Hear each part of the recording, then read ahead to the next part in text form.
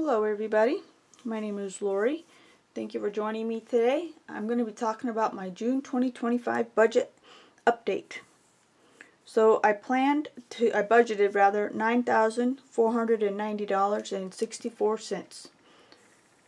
So for my regular expenses, for TV and internet, I budgeted $82.84, and that's what it was. For my water bill, I planned $60, and that's what it was. For my electric bill, I planned $150, and that's what it was. For my natural gas, I planned $20, and that's what it was. For my cell phone, $31.27, and that's what it was. So far, so good. For landscaping, I planned $0, and it was $169.99. The landscaping company came twice. But that's fine. They're doing a great job. So for HVAC, I planned $21.44, and that's what it was. So altogether, I planned $365.55, and I spent $535.54, a difference of $169.99. For variable expenses, I planned to save $198, and I was able to save $207.09.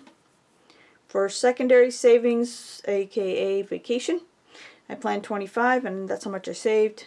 For my SoFi savings, which is essentially an extra debt payment, I planned $50, and I saved $50. For food, groceries, and coffee, I planned $355.50, and I spent $162.93, a difference of $192.57. So for eating out and snacks, I didn't plan anything, but I spent $11.03 so that's an overage of $11.03. For household supplies, I planned $50, and I spent $51.06, an overage of $106. For personal, I planned $50, and I spent $40.46. And for gas, I planned $81, and I spent $67.29. So for variable expenses, I planned $809.50, and I spent $614.86, a difference of $194.64. So for debt payments, for my mortgage, I planned $2138.34, and that's what it was. For my 401k loan, that comes right out of my paycheck before I get it. For the car payment, I planned $534.86, and I spent $1,724.79, a difference of $1,189.93. And this is because I refinanced my car, and because I'm upside down on my loan, I had to pay a little bit towards that gap. So for my home improvement loan, my first one, I planned $353.86, and I sent $346.47, a difference of $739.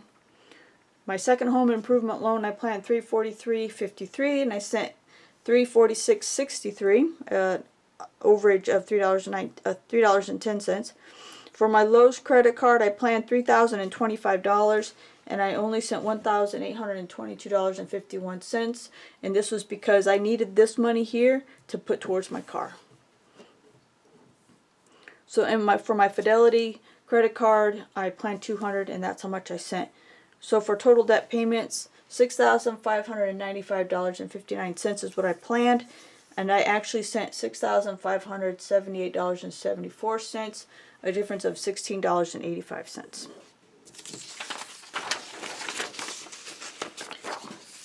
So for infrequent expenses, I had to pay my car registration and taxes. I planned $225, and it was $224.95. Nothing for emergencies.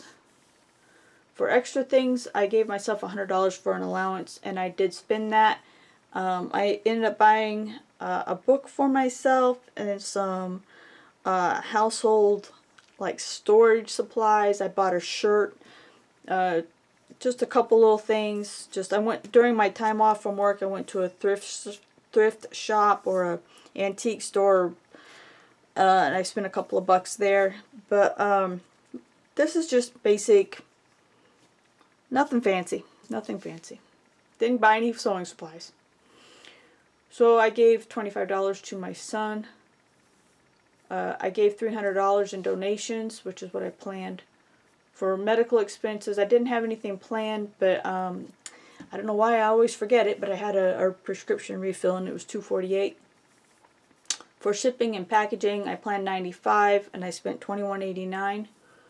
And for my buffer, I had $1,000 and I was able to, because of the difference in actual expenses, I actually have $1,087.18 in my buffer. So for extra things, $1,495 is what I planned.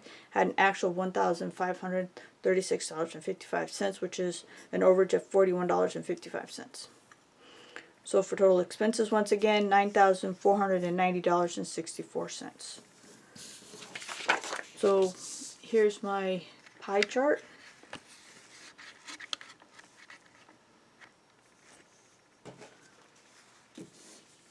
So my regular expenses, I planned 6%,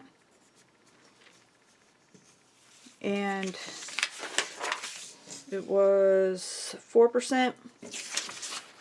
For variable expenses, I planned 6%, and it ended up being 9%. Debt payments, I planned 69%, and it ended up being 70%. Infrequent expenses, I planned 2%, and that's what it was. For emergencies, 0, and extra things, 16%. So there's the budget pie chart, and there's the actual pie chart, and they look amazingly alike. Yep. Alright, so that's how it went for June. Overall, not too bad. I don't know what else to say about it. I feel like it was great that I was able to refinance my car. I didn't know that they would do it for sure when they were sending me like emails and things in the mail saying I could refinance my car. And I was like, because I knew I was upside down, I didn't think that they would actually do it. But I figured I didn't have anything to lose to try. And so they approved it. So I was grateful for that. And that $185 difference I'll be able to put towards my next debt, which I think is going to be this home improvement loan right here. Home improvement loan number 2. So I guess that's it.